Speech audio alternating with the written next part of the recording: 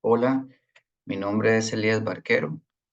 Eh, yo trabajo en la Escuela de Medicina Veterinaria, específicamente coordino el laboratorio de bacteriología de esta escuela y estoy asociado al programa de investigación en enfermedades tropicales. El título de la charla que les voy a ofrecer se llama Receptores TOL y evasión de la respuesta inmune innata. Lo primero que quiero establecer es un concepto que tiene que ver con cómo se percibe la interacción entre microorganismos y células hospederas. Hay un ejemplo histórico que habla sobre la interacción de una bacteria ancestral, ¿verdad?, que invadió una célula y que se convirtió de forma evolutiva en la mitocondria.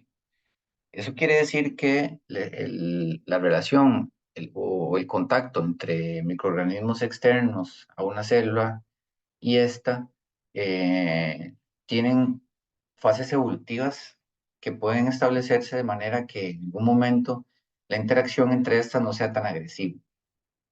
O sea que el reconocimiento de microorganismos no necesariamente tiene que así o siempre va a ser de forma agresiva, como se percibe, digamos, en esta imagen, que lo que se percibe o lo que nosotros estudiamos como patogénesis tiene que ver con que cuando se da la interacción de un patógeno con una célula hospedera, ¿verdad? Inmediatamente se establece una lucha donde una evita la penetración de la otra, ¿verdad? Pero esto obedece a una etapa evolutiva de interacción. Y parte de lo que les voy a enseñar en la charla es que hay diferencias respecto a la forma en que se interacciona o se percibe entre una célula y un microorganismo dependiendo de sus características y probablemente de la etapa evolutiva de interacción en la que se encuentran estas dos células.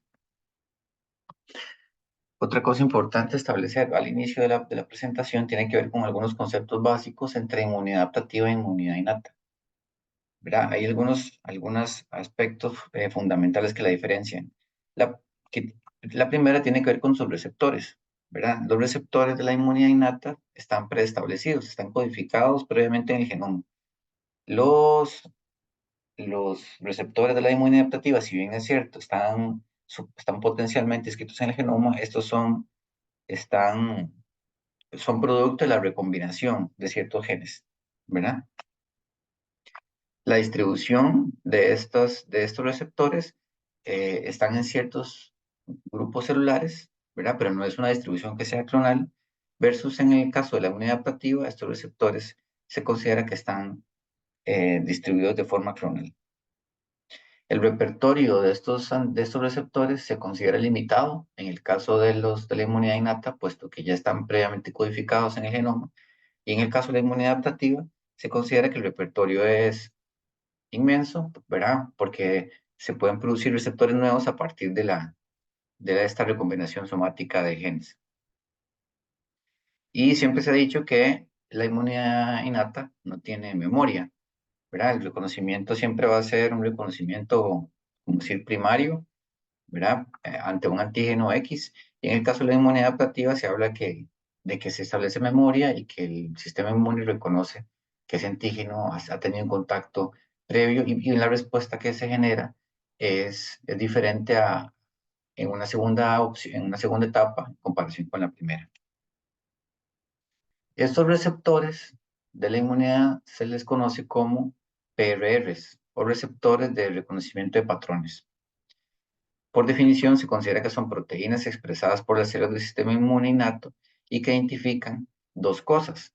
Identifican PAMPs, ¿verdad? Que es este concepto de patrones moleculares asociados a patógenos, ¿verdad? O sea, reconocen cosas específicas de microorganismos. Y los DAMPs, ¿verdad? Que lo reconoce son patrones de daño o patrones de estrés. O sea, que estos receptores, los PRRs, también reconocen algunas señales que son propias del hospedero ante eventos de estrés o eventos de daño. Eh, de acuerdo con su función, estos PRR se pueden dividir en dos. Algunos tienen que ver con funciones de señalización celular y otros tienen que ver con procesos de endocitosis. Cuando uno busca información sobre los sistemas de defensa en diferentes organismos, una de las cosas que llama la atención es que la inmunidad innata es como tipo de inmunidad, está presente en muchísimos organismos, en plantas, en invertebrados y vertebrados, ¿verdad? Después de las defensinas, es probablemente el sistema de defensa más ancestral, ¿verdad? No así el sistema adaptativo o otros sistemas de defensa. Eso para establecer que la inmunidad innata es evolutivamente de los sistemas más ancestrales que existen en los organismos. Estos PAMs, ¿verdad? O patrones moleculares asociados a patógenos, corresponden a blancos para el sistema inmunológico. O sea, son eh, generalmente cosas estructurales que tienen los microorganismos que son muy importantes para ellos y que funcionan como un target, ¿verdad? Para el sistema inmunológico para poder reconocerlos y distinguirlos. La primera característica que tienen esos PAMs es que deberían ser invariantes entre los microorganismos de una clase. O sea que, por ejemplo, en el caso de los gram negativos, ¿verdad? El hecho de que tengan lipopolisacárido es una característica que no pueden no tener un gram negativo, ¿verdad? Y que por ende se convierte en un PAM para el sistema inmunológico. La otra característica por la que son importantes para el sistema inmune es porque son productos o vías que son exclusivas de microorganismos. O sea, la idea es que el sistema inmunológico identifique, como decía, hay productos o vías que no están presentes en su organismo para que puedan ser utilizadas como un blanco de algo que es distinto. Y lo otro es que idealmente es que tengan roles esenciales en la fisiología, o sea que no es algo que el microorganismo pueda fácilmente eliminarlo o cambiarlo, ¿verdad? Para que deje de ser, para que digamos, el sistema inmunológico no tenga la dificultad de estar cambiando eh, por blancos diferentes. Los PAMPs, hay muchísimos y cada día se descubren más, ¿verdad? Moléculas conservadas a través de la evolución presentes patógenos y no en el hospedero.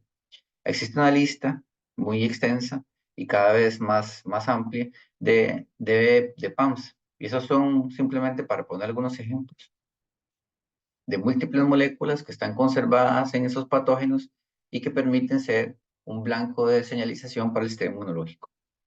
Y muy importante, estos PAMs, ¿verdad? Son los que van a interaccionar con estos PRRs y esta interacción con los PRRs es lo que lleva a la estimulación del sistema inmunológico. Estos PRRs o receptores, ¿verdad? Que son los que reconocen estos PAMs, están localizados en distintos sitios. Algunos de ellos son solubles, ¿verdad? Por ejemplo, los fijadores de complemento, ¿verdad? Que son esas opsoninas que se liberan y permiten el mejoramiento del reconocimiento. Algunos de estos receptores están en la superficie, por ejemplo, los TOLs, que son los que vamos a ver hoy. Y algunos de estos receptores están de forma intracelular. Entonces, estos receptores que estamos hablando de los PAMs, eh, ¿verdad? No están solo localizados en la superficie de la célula, que es mucho de lo que la gente piensa. De hecho, los TOLs están localizados tanto en la superficie como de forma intracelular.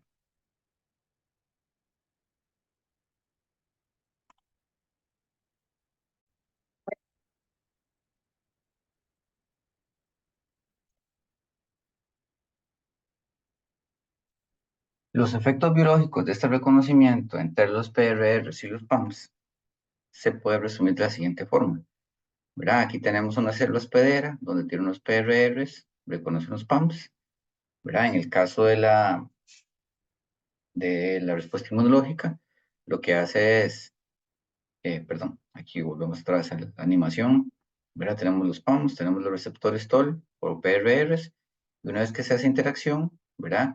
Hay una señalización que va a llevar a la activación de genes responsables de la producción de citoquinas, ¿verdad? Ese es como decir lo que uno espera de un reconocimiento y la producción de citoquinas que estimulen una respuesta inflamatoria.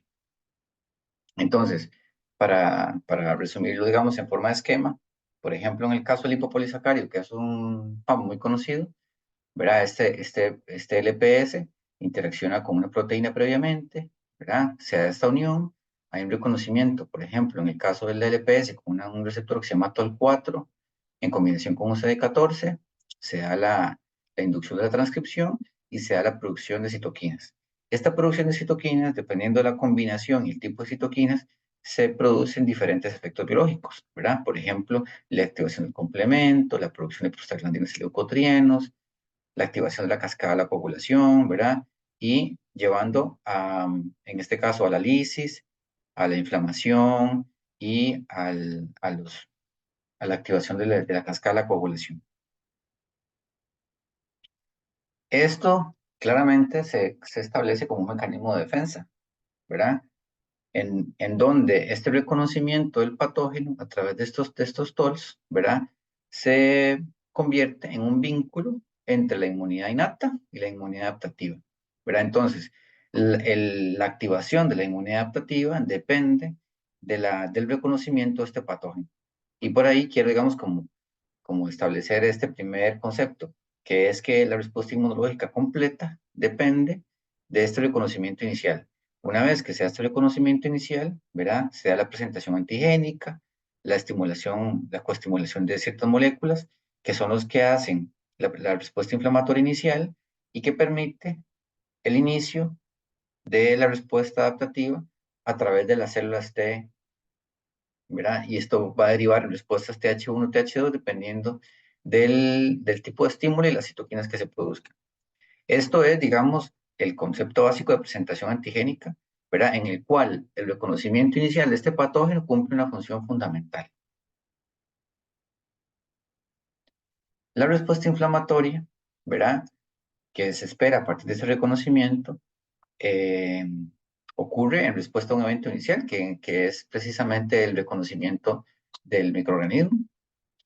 La inflamación es un proceso muy complejo que involucra muchísimos componentes, ¿verdad? El humoral, el celular de los tejidos.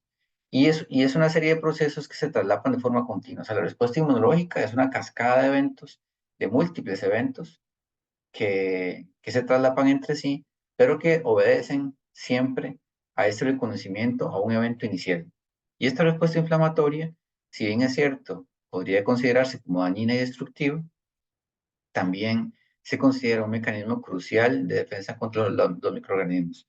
O sea que si nosotros no tenemos una respuesta inflamatoria, el sistema inmunológico va a ser incapaz de defenderse de forma efectiva contra los microorganismos. Entonces se habla de que lo que tenemos que tener es un balance entre la infección y la inflamación, ¿verdad? Para que esta respuesta inmunológica sea lo menos dañina posible y destructiva posible y lo más beneficiosa para el hospedero. Pero la inflamación se considera que es algo necesario.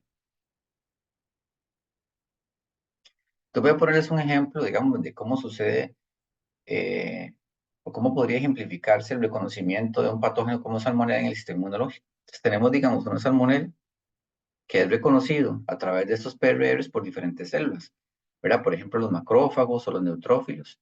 Una vez que se da este reconocimiento, ¿verdad? Se da, producto de esta respuesta inflamatoria, se da la activación de la muerte, se da la desgranulación de los neutrófilos y la muerte, ¿verdad? Se da la fagocitosis de algunas células epiteliales. Este reconocimiento también lleva, como dijimos en la respuesta inmunológica, al daño de tejido, la activación del endotelio, la liberación de ciertas moléculas como la bradykinin, la activación de la, de la síntesis de fibrinógeno, el reconocimiento, digamos, de la bacteria directamente por el sistema del complemento, lleva a la activación del complemento, la liberación de ciertos mediadores. Estos mediadores también llevan a la activación de otros mediadores de la inflamación, como las prostaglandinas, leucotrienos, la histamina, ¿verdad? Esto se combina, esta activación de la síntesis de fibrina a fibrinógeno, produce agregación plaquetaria, diapédesis de células, ¿verdad? Liberación de múltiples citoquinas, producto de la interacción inicial, la quimiotaxis, ¿verdad? Algunos eventos de apoptosis, la fagocitosis de esos cuerpos apoptóticos por células dendríticas. Y finalmente, digamos, lo que tenemos es un animal, una persona que expresa fiebre, edema, leucocitosis, trombocitopenia, ¿verdad? Y eventualmente un shock endotóxico. ¿Qué es lo que determina, digamos, esta clínica? Bueno, esta clínica, si bien es cierto, es una cascada de eventos, inicia, ¿verdad? Con un reconocimiento, que es lo que me interesa, digamos, rescatar de esta diapositiva. El reconocimiento a través de los PRRs es el evento inicial, ¿verdad? Que lleva eventualmente a esta cascada de eventos. Esta cascada de eventos varía dependiendo del estímulo inicial, o sea, del PAM, del microorganismo y de la ruta, ¿verdad? Por la que este microorganismo ingresa. Entonces voy a hablarles un poquito de los TOLs, que el TOL es tal vez uno de los PRRs más estudiados y que de los cuales más se sabe y que nos sirve de ejemplo para entender el concepto del reconocimiento. Estos TOLs, ¿verdad? Así como el resto de los PRRs, se reconocen, se describen como vigilantes ancestrales del sistema inmunológico, ¿verdad? Estos PRRs son los que vigilan a través de la inmunidad innata el reconocimiento de la presencia de microorganismos invasores. El estudio de los TOLs se describió no precisamente por temas relacionados con inmunología. El descubrimiento de los TOLs, que inició en los años 80, eh, se describió como un gen o unos genes que estaban relacionados con el establecimiento de la polaridad dorsoventral en embriones de Drosophila. O sea, lo que se reconocía en ese momento es que habían algunos genes que eran necesarios para la formación embrionaria correcta de las drosófilas. Y esa fue, digamos, la forma en que inicialmente se descubrieron. La palabra tol viene del alemán, que coloquialmente significa raro o extravagante. Y eso tenía que ver precisamente, como lo ven en esta imagen, de que eran genes que eran, digamos, extraños y que estaban relacionados con esta formación embrionaria. Una cosa que se dieron cuenta cuando estaban haciendo estas mutaciones en estos TOLs, en estas moscas drosófilas, es que la respuesta antifúngica de estas drosófilas que estaban mutadas era mala.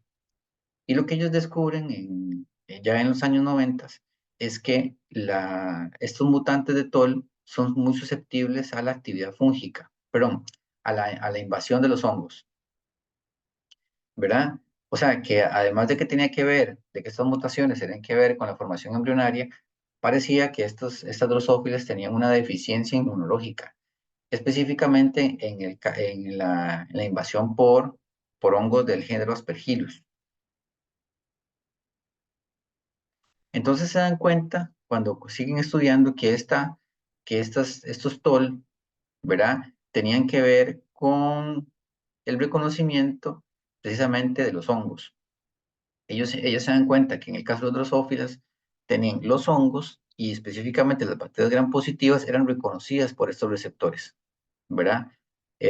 También se dan cuenta que en el caso de los drosófilas, el reconocimiento de las bacterias gram negativas no se da por un stol, sino se da por otra vía que se llama la vía del IMD. Pero en conclusión, digamos, de esta imagen que es muy compleja, lo que se dan cuenta es que este reconocimiento de los hongos y las bacterias gram positivas a través de este gen que está expresado en la superficie, lo que se producen son péptidos antimicrobianos. Y es la primera vez donde se liga que estos receptores tienen algo que ver con la respuesta inmunológica. Lo que inicialmente era un gen que tenía que ver con el desarrollo embrionario, lo estaban ligando en este momento con la capacidad de las drosófilas de producir unas proteínas que eran protectoras. En el año ya 1997, ¿verdad? Se da el descubrimiento de que estos genes, que son homólogos en las drosófilas, se encuentran en los humanos, ¿verdad? Y este tal vez es como la primera publicación en 1997, donde, ¿verdad? Donde se describe que esta proteína está relacionada con la activación del sistema inmunológico.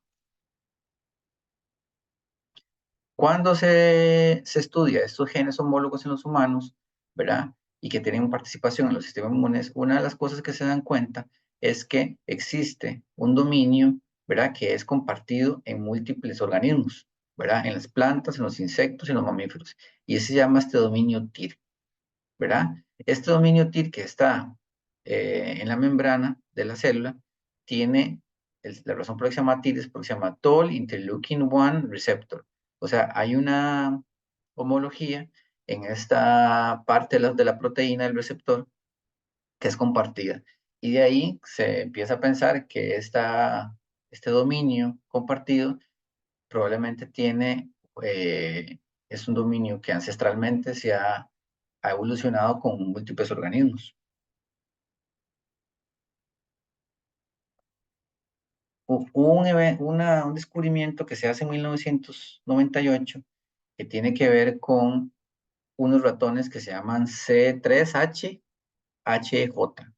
Estos ratones se consideraba, y, digamos, desde antes se sabía que estos ratones eran resistentes al lipopolisacárido. O sea que estos ratones, digamos, tenían un defecto en la señalización. O sea que cuando un ratón de estos se le era expuesto al lipopolisacárido, no se generaba mortalidad y no había una respuesta de citoquinas eh, como la que se veía con otras cepas de ratones, ¿verdad? Pero no se sabía por qué. Y lo que se dieron cuenta en ese estudio es que estos ratones tenían un defecto en el TOL. O sea, esos ratones naturalmente tenían una mutación en el TOL4 y eso era lo que permitía que estos ratones no tuvieran esa respuesta. Y ahí fue cuando hicieron, digamos, la asociación en que entre este TOL4 que tenían los ratones era lo que estaba haciendo era que no estaba permitiendo el reconocimiento adecuado del lipopolisacárido. En la historia del descubrimiento de estos toll-like, inicialmente eso se llamaban toll, después se llamaban toll-like, porque es algo, digamos, como los toll se descubrieron en las drosófilas, en el caso de los mamíferos, ¿verdad? Lo que se decía es algo parecido al toll, ¿verdad? Porque el toll siempre va a ser el descubierto en las drosófilas. Entonces, estos toll-like receptors, ¿verdad? Que se parecen al toll, ¿verdad? Como les dije inicialmente, su primer descubrimiento fue en 1988 y fue entre 1996 y el 2000, ¿verdad? Cuando finalmente, que es la imagen que les acabo de presentar con los ratones, cuando finalmente se identifica que este TOL4, ¿verdad? Es necesario para la señalización del lipopolisacárido. Hasta 1998 es que se hace un vínculo entre la presencia del TOL y la respuesta a un PAM como el lipopolisacárido en, eh, en mamíferos. Entonces, si quieren hacer así como un poco depende, no sé, la edad que tienen las personas que están escuchando la charla, ¿verdad? Pero en 1998 es un año fundamental para el descubrimiento o el estudio de estos receptores PRR, ¿verdad? Es el año en el que se descubre que el TOL4, ¿verdad? Que es un receptor específico, es necesario para el reconocimiento del lipolisacárido. Es la primera vez que se describe un receptor que reconoce de forma innata un elemento propio de un microorganismo, ¿verdad? Y, ¿verdad? Si recuerdan la historia del escándalo de la Mónica Lewinsky-Bill Clinton, más o menos esa es como la época en que esto ocurre, ¿verdad? O si no, ¿verdad? También, tal vez si se recuerdan de esta película se publica más o menos en esa época, ¿verdad? Estamos hablando de que eso ocurrió hace más de 25, 26 años. Bueno, que en términos históricos y del desarrollo de la ciencia es algo relativamente reciente. Ahora, si vemos la estructura, ¿verdad? Para volver otra vez ¿se acuerdan el dominio TIR que les expliqué al principio? El dominio TIR está conformado por varias cajas que le llaman, que son constantes entre los diferentes. Vean que, digamos, ese es el receptor para la interleucina 1 y este es el receptor TOL, ¿verdad? Donde tenemos esta caja TIR, esas cajas TIR que están en este dominio, y lo que cambia es la estructura, digamos, que se expone de forma extracelular. Ahora, estos TOL, ¿verdad? Hay varios tipos, ¿verdad? Y como les mencioné al principio, los PAMPs son muy diversos, ¿verdad? Los PAMPs en ese caso serían como los ligandos. Lo primero que quiero enseñarles aquí es que algunos TOLs funcionan de forma conjunta, ¿verdad? Por ejemplo, el TOL4 que que, que, que es el que reconoce el lipopolisacárido, ¿verdad? No requiere combinarse con nada más que el lipopolisacárido para tener su reconocimiento. Igual el TOL 5, pero por ejemplo el TOL 1 y el TOL 2 se requieren unirse para el reconocimiento de ciertas moléculas, ¿verdad? Como estos lipopéptidos, y en el caso del TOL 4 y el TOL 6, ¿verdad? También se pueden unir dependiendo del antígeno que quieran reconocer. Y parte de estos TOLs, como les había dicho al principio, también están de forma intracelular. Por ejemplo, el TOL 3, el TOL 7, el TOL 9 son receptores que actúan o que hacen su reconocimiento a nivel de endosomas. Esta es una lista, ¿verdad? De los TOLs, los ligandos que se han descrito, digamos, hasta el momento. Esto es muy cambiante y se van descubriendo cada vez más. ¿Dónde está localizado, digamos, ese ligando? Vean que aquí hay bacterias, hongos, virus, ¿verdad? En el caso de los DAMs y los PAM, perdón, en el caso de los DAMs, algunos de estos son propios del hospedero, ¿verdad? Como les había comentado que también esos TOLs reconocen algunas señales de daño o de estrés. Y algo que les voy a hablar ahorita son los adaptadores. O sea, estos TOLs necesitan un adaptador, ¿verdad? Que es una proteína intracelular que es necesaria para que ocurra la señal intracelular. Esta es la localización donde está el TOL, ¿verdad? Si es dentro de la célula o en la superficie, y cuáles son las diferentes células en las que se puede encontrar este TOL. Como les digo, esta información es muy cambiante y conforme pasa el tiempo se va alimentando cada vez más.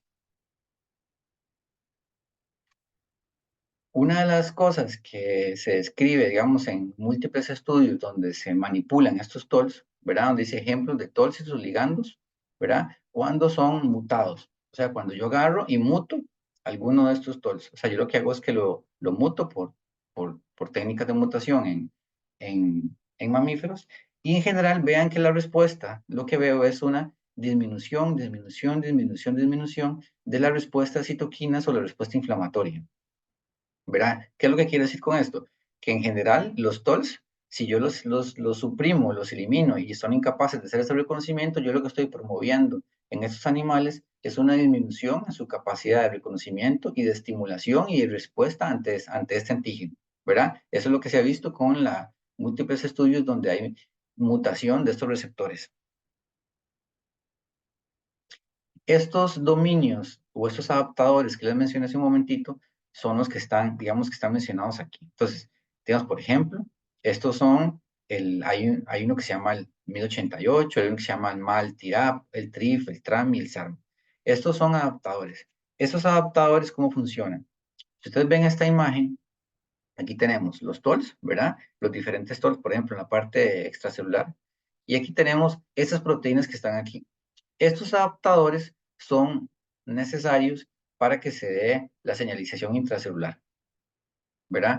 ¿Por qué lo menciono? Porque también se han utilizado la estrategia de hacer mutaciones en estos adaptadores, ¿verdad? Entonces, de nada me sirve a mí tener, por ejemplo, un TOL 4, que si yo elimino el MID88, por ejemplo, esto me va a afectar la señalización intracelular. Y vean que toda la señalización de estos TOLs en combinación con estos adaptadores vuelve a lo mismo. Una vez que se da esta cascada de señales, lo que se promueve es una respuesta de citoquinas inflamatoria, ¿verdad? Entonces, esos adaptadores son tan necesarios como el receptor para que esta respuesta intracelular ocurra.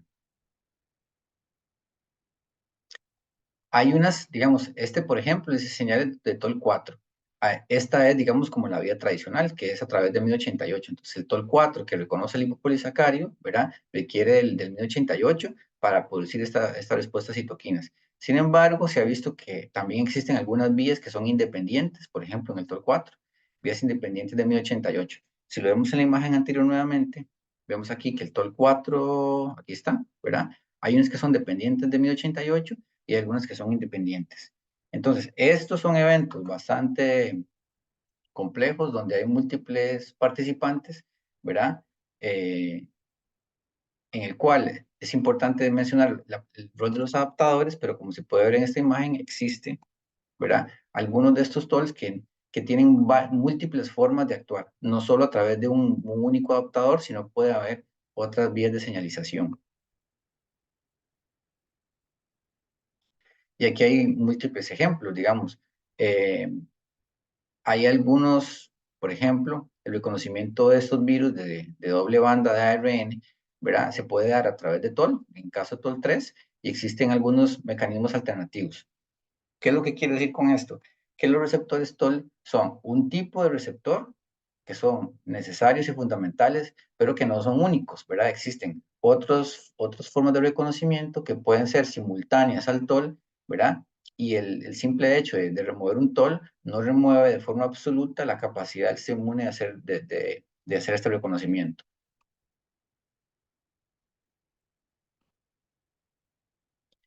Nuevamente, esta es una imagen que refuerza lo que les acabo de mencionar, es decir, el reconocimiento de los TOLs induce la producción de citoquinas. Entonces, yo lo que tengo aquí es una imagen donde tengo diferentes TOLs, cuáles son los adaptadores con los cuales se asocia estos TOLs, y aquí la respuesta que yo espero a partir de este reconocimiento, ¿verdad? Con cada una de estos pumps, ¿verdad? Que es respuesta inflamatoria, respuesta inflamatoria, respuesta inflamatoria. Entonces, digamos, hasta aquí me parece importante resumir que los TOLs es un tipo de receptor, ¿verdad? Que permite el reconocimiento de ciertas moléculas específicas propias de los microorganismos que requieren de ciertos adaptadores y que este reconocimiento es fundamental para la activación y el desarrollo de una respuesta inflamatoria. Esta imagen es simplemente para evidenciar, digamos, lo complejo que es esto. Entonces, por ejemplo, aquí se observan receptores endosomales, receptores en superficie, aquí se ven los adaptadores en algunos casos, y aquí se ve la cascada de eventos que ocurren, ¿verdad? Producto de esto. Lo que vemos aquí al final es nuevamente proteína interferón, citoquinas proinflamatorias, etcétera, ¿verdad? Entonces, existe, además de este reconocimiento inicial, un montón de señales, ¿verdad? Y vías intracelulares que llevan a este efecto, pero que todo depende de que esto ocurra, ¿verdad? De que este reconocimiento normal ocurre. Si esto no ocurre de forma correcta y de forma eh, que se estimule correctamente estas señales intracelulares, no vamos a tener una respuesta inflamatoria satisfactoria. Este reconocimiento inicial, ¿verdad? Que produce citoquinas, vean que aquí esta imagen lo que se ve es una lista de diferentes citoquinas que se podrían producir producto de este estímulo.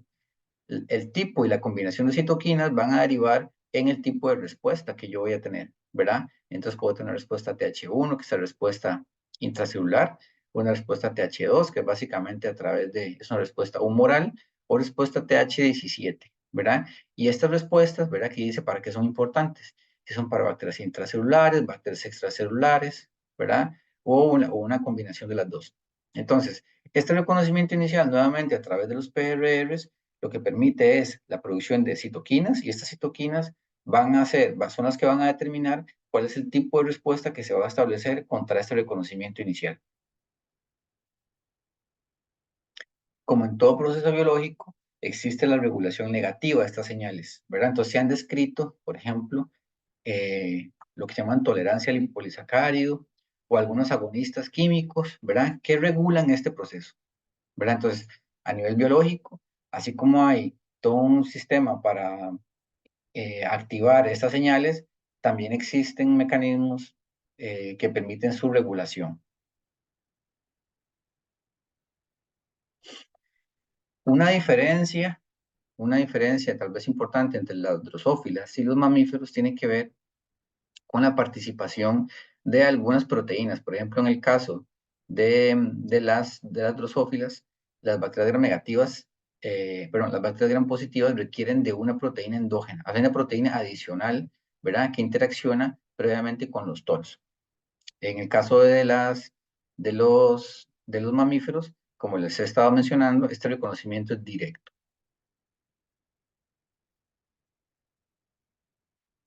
Aquí lo que se ve es básicamente lo que también les he mencionado, que es la localización de los TOLs, ¿verdad? Entonces, por ejemplo, el TOL 1, el TOL 2, el TOL 4, el 5, 6, el 11, ¿verdad? Están en la parte extracelular, y estos son algunos de los PAMPs con los que se ha asociado. Y en el caso de los endosomas, ¿verdad? Tenemos el TOL 3, el 7, el 8 y el 9, ¿verdad? ¿Y cuáles son los PAMs con los cuales se asocia su reconocimiento? Ahora lo que les voy a presentar, digamos, una vez que establecí digamos, la teoría básica de los TOLS y para qué sirven, les voy a hablar sobre una enfermedad que hemos estudiado por muchos años y que nos ha servido de modelo para entender la relevancia y la función de los TOLS y cuál es la función que estos receptores cumplen en el éxito que tiene esta bacteria para producir enfermedad. Entonces voy a primero contarles que la brucelosis es una enfermedad producida por una bacteria que se llama Brucella, que es una bacteria que es zoonótica y que eh, produce principalmente problemas reproductivos y abortos en sus hospederos naturales, o sea, en los animales.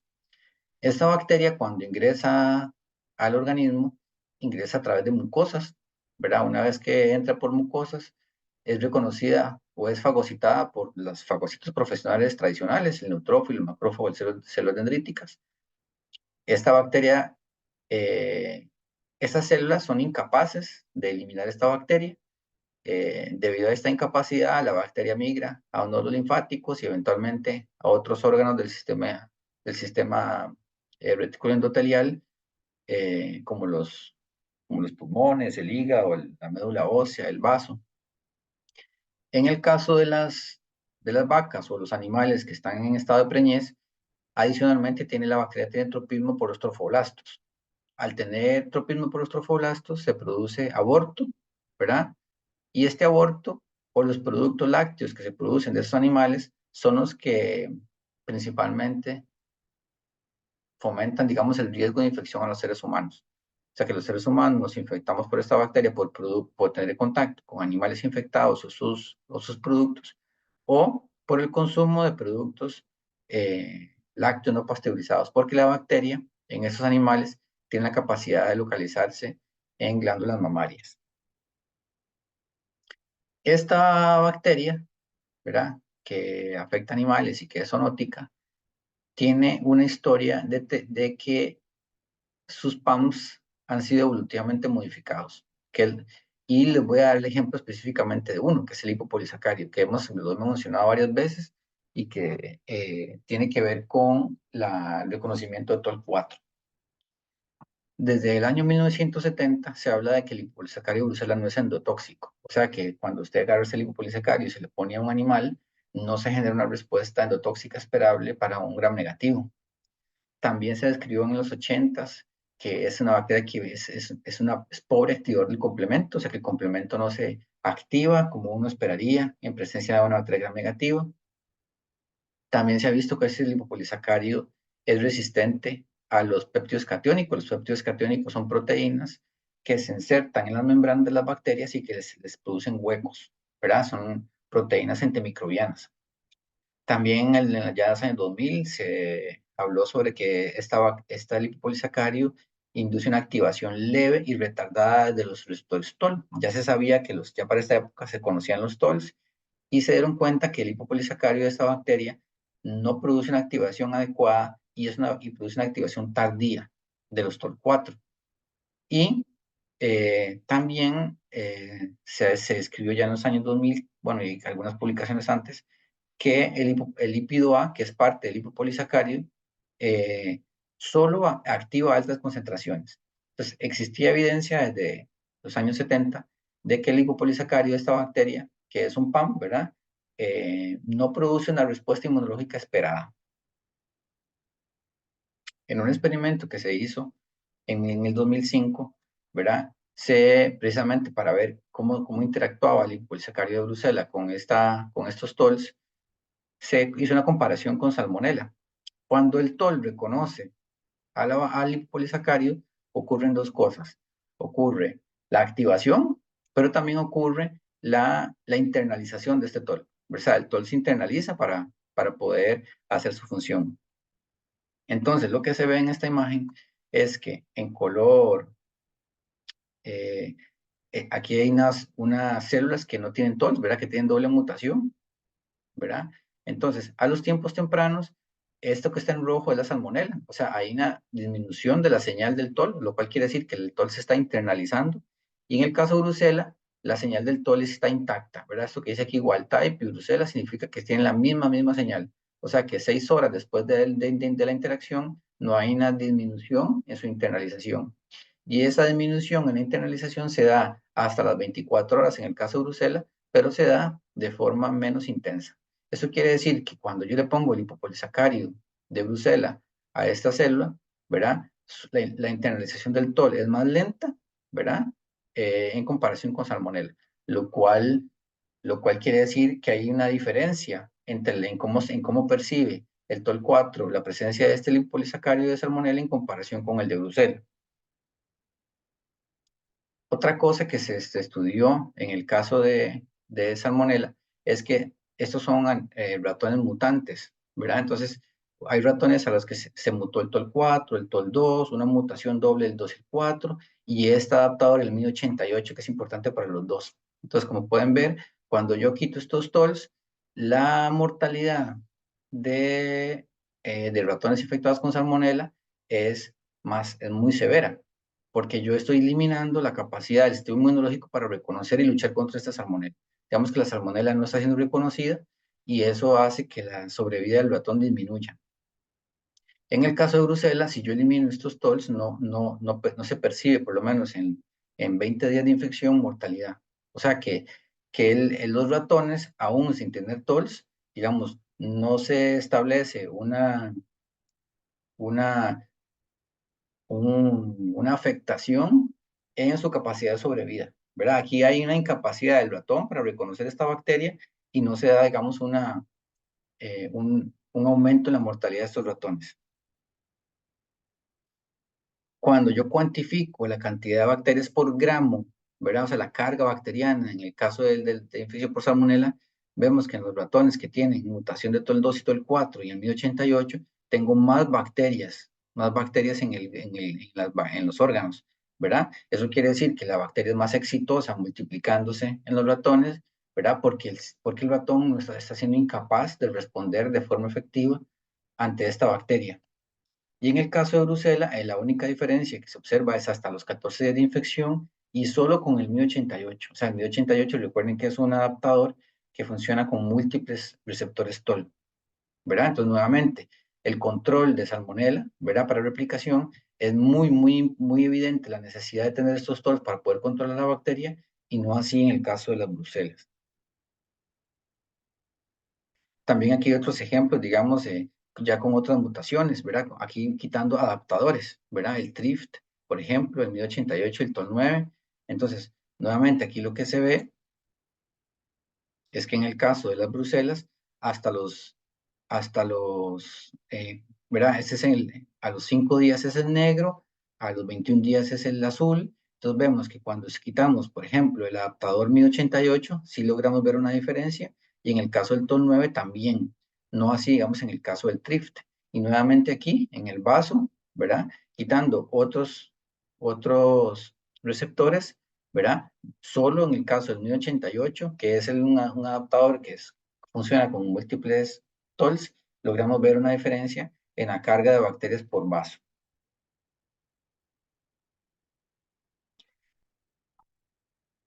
Otra comparación que se ha hecho, digamos, por ejemplo, en el caso del LPS de coli, es la capacidad de este LPS para inducir la producción de TNF, ¿verdad? Entonces vemos que en un ratón completamente normal, si yo pongo LPS de coli, tengo una respuesta de TNF muy intensa, ¿verdad? Lo cual es esperable. Eso quiere decir que el hipopolisacárido de coli induce una respuesta de TNF, ¿verdad? Ante el reconocimiento de esta molécula. No así en el caso de Brucela, ¿verdad? Y vean la relación en las cantidades. Si yo le pongo 50 microgramos o 0.1, la producción de TNF en caso de Brucela es muy pobre, ¿verdad? Si yo quito los TOLs, pues me traigo abajo la respuesta de todos, ¿verdad? Porque inclusive no puedo reconocer el LPS coli. Si yo quito el receptor del TOL2, yo mantengo el reconocimiento de coli porque el TOL2 no está relacionado con el reconocimiento del LPS, ¿verdad? Esto es para ver, digamos, varias cosas. Uno, que el TOL4 efectivamente es el responsable del reconocimiento del lipopolisacárido, pero que en el caso del LPS Brucella, básicamente en ninguno de los modelos me induce la producción intensa de TNF. Y esta es una comparación que se hizo para ver cuánto más LPS de Brucella tengo que poner para poder generar respuestas similares al LPS, digamos, tradicional, como en el caso de coli, o lo que se llama LPS canónico. Entonces vean que las cantidades que yo tengo que poner de LPS para poder producirla, para poderla inducir la producción de citoquinas proinflamatorias y algunos mediadores, es altísimo. Entonces, con esto, digamos, hasta este momento, lo que quiero evidenciar es que la capacidad del LPS de Bruselas para inducir una respuesta inflamatoria es muy, muy pobre, ¿verdad? O sea que los receptores TOL eh, son incapaces de reconocerla correctamente y de inducir una respuesta inflamatoria cuando ésta se compara con el LPS de una bacteria gram negativa como Salmonella o como E. coli. Este es otro estudio.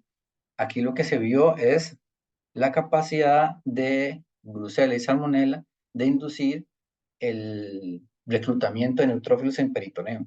Entonces aquí lo que vemos es, en el paso del tiempo, durante 48 horas, se inyectó salmonella en el peritoneo y vemos como a las pocas horas se produce un reclutamiento intenso de neutrófilos que va disminuyendo conforme pasa el tiempo. Y en el caso de Brucella, por 48 horas, no se indujo una respuesta a un reclutamiento. Entonces, esa es otra forma de medir la respuesta inmunológica, ¿verdad? No solo la producción de citoquinas, sino la medición de cómo se reclutan células ante el estímulo de un PAM de este tipo. Aquí en este estudio, ¿verdad? También se midió la producción de citoquinas, ¿verdad? Producto de la inyección de bacterias en el peritoneo. Entonces aquí se ve, como en el caso, este color negro, se ve como salmonela después de una inyección de bacterias en el peritoneo, produce interleucina 10, interleucina 1, interleucina 6, TNF, ¿verdad? Con una curva donde hay un aumento, ¿verdad? Y eventualmente una disminución. Y en el caso de Brucella, que es la línea punteada, básicamente durante 48 horas, el sistema inmunológico fue incapaz de reclutar neutrófilos, como vimos en la imagen anterior, y de estimular la producción de citoquinas proinflamatorias. El lipopolisacárido, ¿verdad? Ya se lo había mencionado tal vez anteriormente. El lipopolisacárido de las bacterias que se reconoce por TOL4, tiene digamos, la estructura molecular para el reconocimiento tiene varias partes. Está el TOL4, ¿verdad?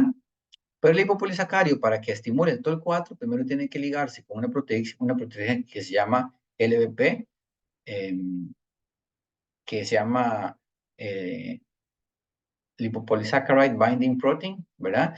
Esta también tiene que unirse a una proteína que se llama LM2 eh, con un adaptador que se llama el CD14 y toda esta combinación, ¿verdad? Es lo que produce el reconocimiento de TOL4, o sea que no se da de forma independiente. Entonces, una de las cosas que queríamos estudiar era entender si en el caso de Brucella, qué pasaba con la participación de estas moléculas, si tenía que ver directamente con el TOL4 o era con alguna de estas adicional. Entonces, este es, digamos, un ejemplo de lo que les acabo de enseñar. Digamos, aquí tenemos el hipopolisacárido de una salmonella, ¿verdad? Que reconoce el LBP. Este LBP se pega al CD14, ese CD14 se pega al MD2, ¿verdad? Y se establece esta estructura molecular, que es lo que produce una señal, ¿verdad? Y la producción de citoquinas. En el caso se hizo un estudio que se utilizó como estrategia un ELISA, donde se medía la capacidad de Bruselas para pegarse al MD2, ¿verdad? Recuerden que el MD2 es esta parte. Entonces aquí lo que se ve, digamos, es que ahí es un ensayo competitivo, ¿verdad? Donde se le pone MD2 para que se pegue contra una con la otra.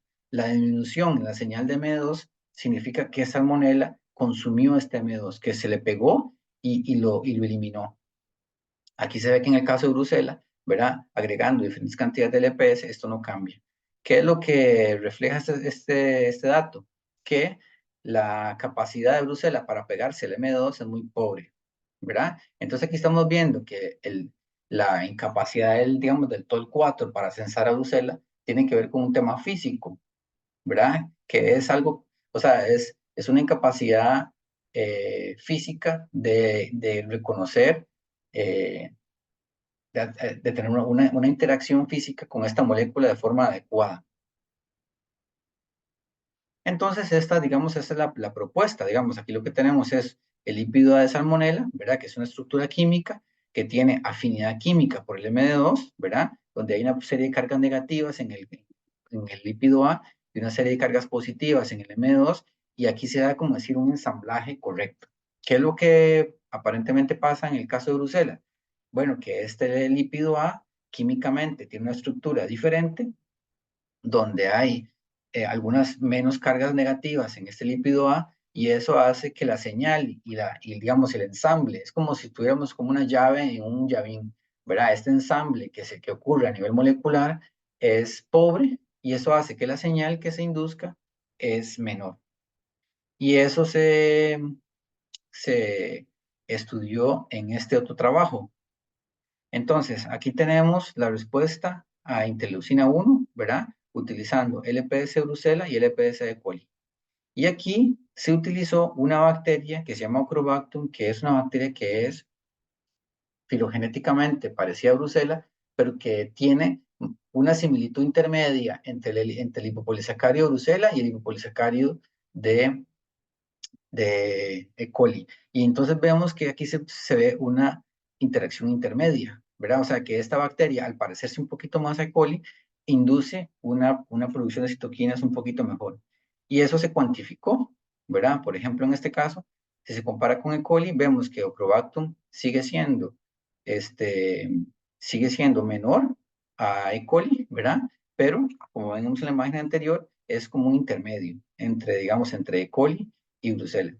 Entonces, aquí, digamos, hasta este punto, lo que quiere hacerles evidenciar es que se ha estudiado, digamos, la forma en que el hipopolisacárido de Bruselas interactúa con estos receptores, que esta incapacidad para reconocer correctamente el hipopolisacárido tiene que ver con con modificaciones a niveles moleculares que interfieren, ¿verdad?, con la interacción física entre el PAMP y el PRR.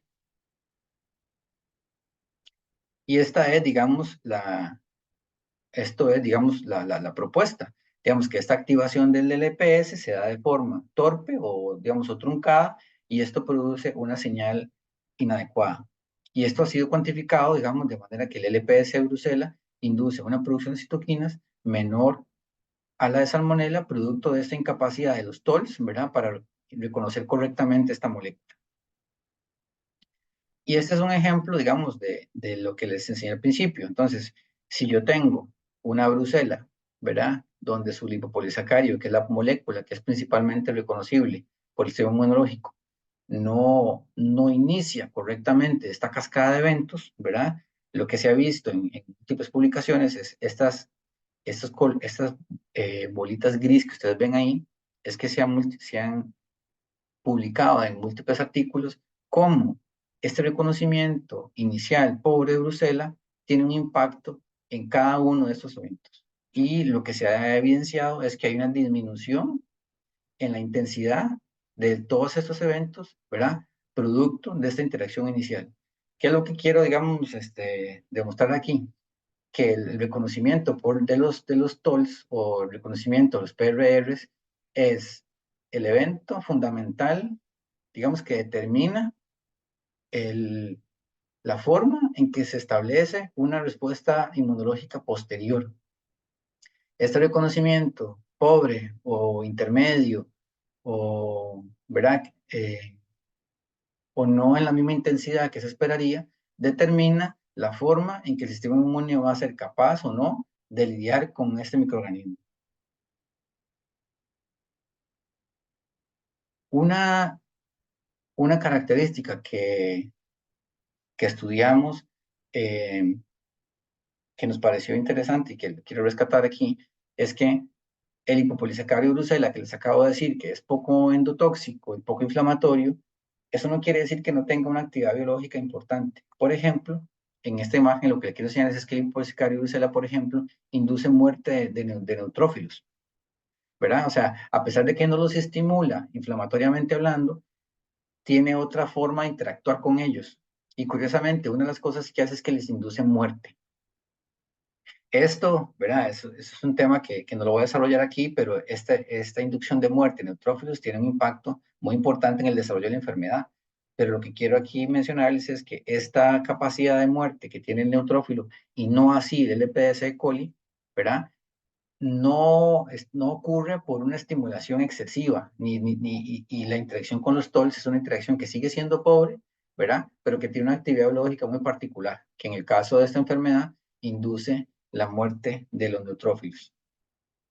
Y esta muerte del neutrófilo, de hecho, está ligado específicamente al lípido A, ¿verdad? Aquí sí, es una cuantificación de la expresión de anexina y vemos cómo entre más cantidad de lípido de Bruselas, tengo más muerte. Y como el liposacárido de coli digamos, no me induce muerte. O sea que es una señal que es exclusiva del liposacárido de coli y que tiene que ver con su interacción con el TOL4.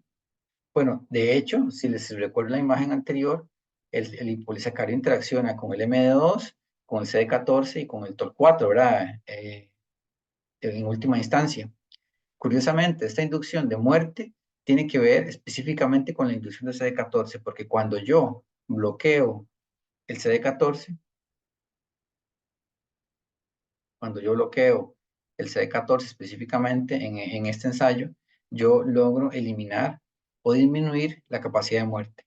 Entonces, con esto lo que quiero es darles un ejemplo de cómo la interacción de los tolos 4 puede tener múltiples resultados, ¿verdad? Tal vez no un resultado de estimulación exclusivamente, porque a la bacteria lo que le interesa en este caso es disminuir la carga de neutrófilos para favorecer su invasión, ¿verdad? Y lo hace a través de un TOL4, pero específicamente utilizando uno de los coadaptadores para su reconocimiento.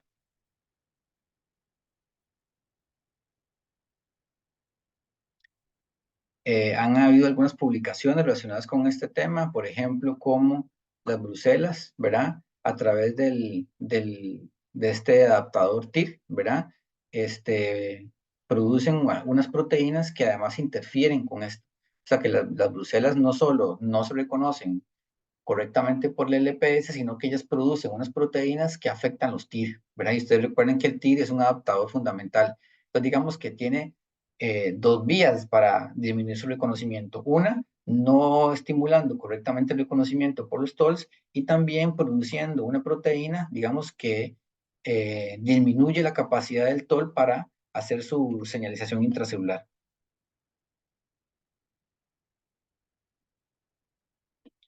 Y ya para terminar, lo que quiero aquí señalarles es que, si bien es cierto, aquí estamos, le estoy dando un ejemplo de Brucela, que es la bacteria que hemos estudiado para entender este fenómeno, ¿verdad? Como hay evidencia de que hay incapacidad de Brucela para ser reconocida por múltiples TOLs, esto no es exclusivo de Brucela, ¿verdad? Esta incapacidad de reconocimiento de los TOLs se ha evidenciado en Bartonella, en Coxiella, y posiblemente es algo que ocurre en muchas bacterias, principalmente aquellas que tienen la capacidad de hacerse crónicas, ¿verdad?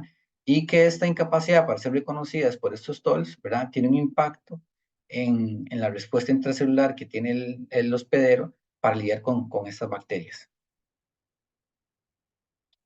Eh, hay unos, hay unos reportes de cómo los TOLs pueden tener efectos digamos, en otros eventos biológicos. Por ejemplo, se ha visto que algunos TOLs, digamos, están ausentes en la presencia de algunos tumores, ¿verdad? Este, También se ha visto que algunas mutaciones activan, digamos, son negativas también como para otros patógenos como el Helicobacter. Existen, digamos, muchísima literatura respecto a funciones adicionales que podrían tener los TOLs, no solo en la parte de respuesta inmunológica, sino en múltiples, digamos, eventos biológicos que tienen que ver con la interacción de los microorganismos. Y esta sería la última presentación. Les agradezco mucho por su atención.